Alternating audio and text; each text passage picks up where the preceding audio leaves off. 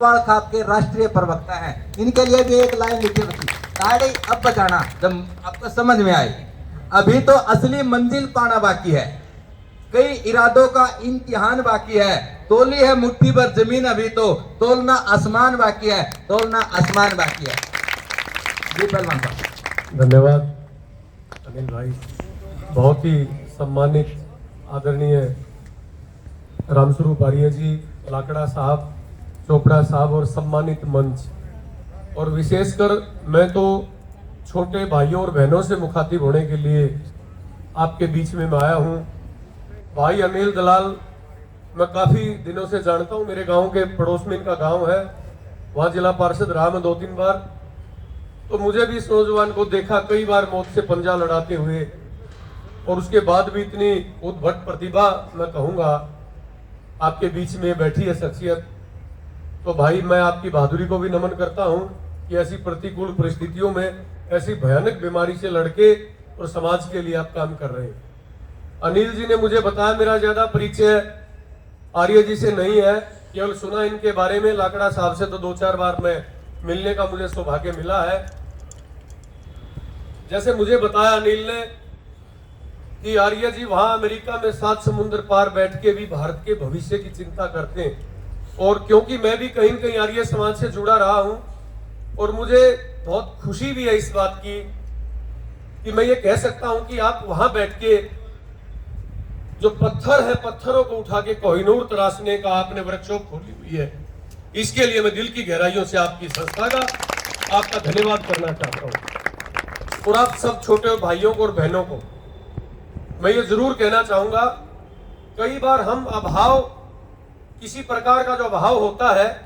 हम एक अवसाद से ग्रस्त हो जाते हैं कि शायद हमारे माँ बाप बहुत पैसे वाले नहीं हैं,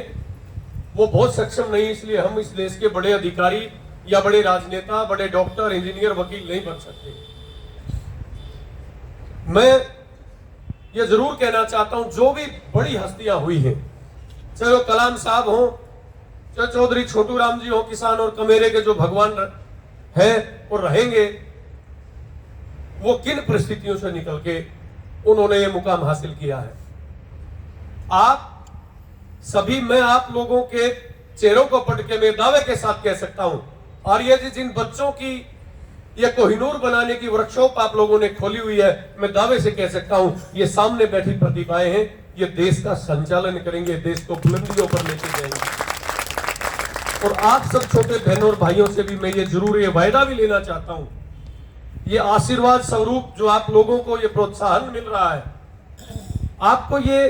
आप मामूली प्रतिभाएं नहीं हैं, इस देश का भविष्य है, आपकी कलम में ताकत होगी, इस देश का भविष्य आप बनेंगे।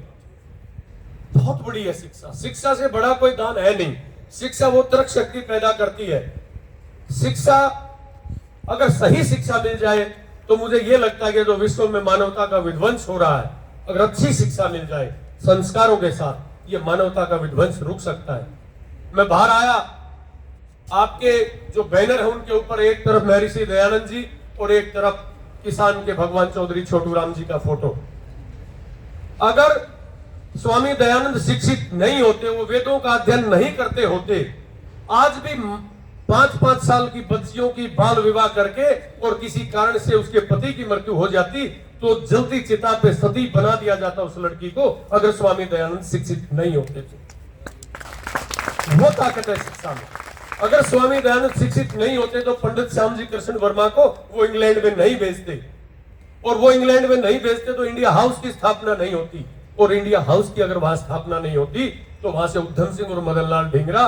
जिसने हिंदुस्तान की आजादी में बहुत बड़ी बलिदान उन्होंने दिया, वो नौजवान, वो वीर पैदा नहीं होते। अगर शिक्षा नहीं होती तो चौधरी